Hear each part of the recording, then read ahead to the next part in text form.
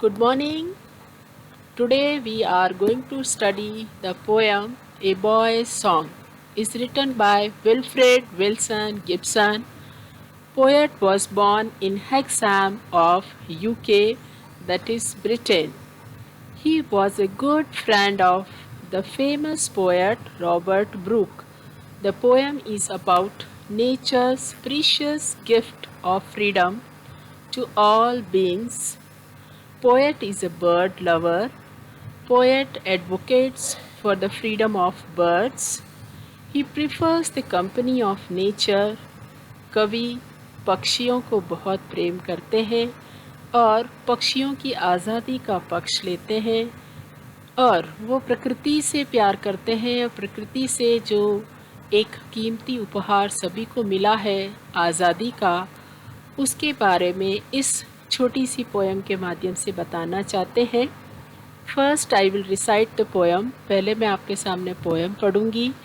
Because I set no snare but leave them flying free, all the birds of the air belong to me, from the blue tit on the slope to the eagle on the height, uncased they come and go for my delight, and so the sunward way I soar on the eagle's wings, and in my heart all day the blue tit sings.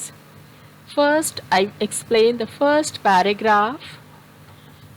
Because I set no snare, क्योंकि मैं कोई जाल नहीं बिछाता, but leave them flying free, मैं उन्हें आज़ाद छोड़ना चाहता हूँ, and all the birds of the air belongs to मी।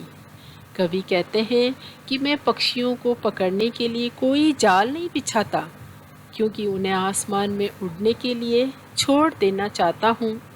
इसलिए मैं ये कह सकता हूँ, कवि कहते हैं कि हवा में फ्रीली उड़ने वाले पक्षी मेरे ही है, क्योंकि जिस तरह हमें आज़ादी या फ्रीडम अच्छी लगती है, उसी प्रकार हवा में उड़ने वाले पक्षी भी अपनी स्वतंत्रता के साथ उड़ते हुए अच्छे लगते हैं।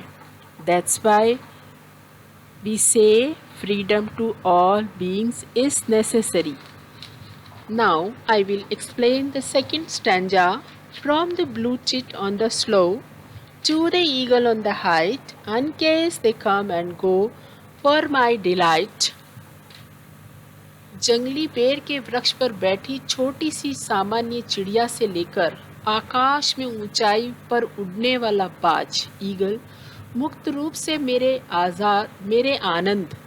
आनंद डिलाइट के लिए आते हैं और जाते हैं। अर्थात कवि कहता है कि पक्षी तो स्वतंत्र रूप से उड़ते हुए ही हमें आनंद प्रदान करते हैं। एक छोटी सी ब्लू टिट चिड़िया से लेकर आसमान पर उड़ता हुआ बाज पक्षी, उसके लिए कवि कल्पना करते हुए कहते हैं कि सुबह व शाम के समय पक्षी आकाश में उड़ते हुए बहुत प्यारे लगते हैं। इसी प्रकार third paragraph, and so the sunward way I soar on the eagle's wings, and in my heart all day the blue tit sings. यहाँ पे sunward way मतलब सूरज की तरफ जाने वाला रास्ता, the way which goes to the sun. soar यानी आकाश में ऊंचाई पर उड़ना, flying high in the sky. कवि यहाँ कल्पना करता है कि बाज के पंखों पर बैठकर सवारी करते हुए सूर्य की ओर आकाश में ऊंचाई पर उड़ते हुए जा रहे हैं और हृदय में पूरे दिन ब्लू टिट वो सामान्य छोटी सी चिड़िया बहुत सुंदर सा गाना गाती रहती है। इसीलिए कवि कहते हैं कि जहाँ न पहुँचे रवि वहाँ पहुँचे कवि। अर्थात यहाँ कवि कहना चाहते हैं कि मुक्त रूप से उड़ते हुए पक्षियों को इतना प्रेम करते हैं कि वह बाज के साथ स्वयं को भी उड़ता हुआ महसूस करते हैं। So from this small poem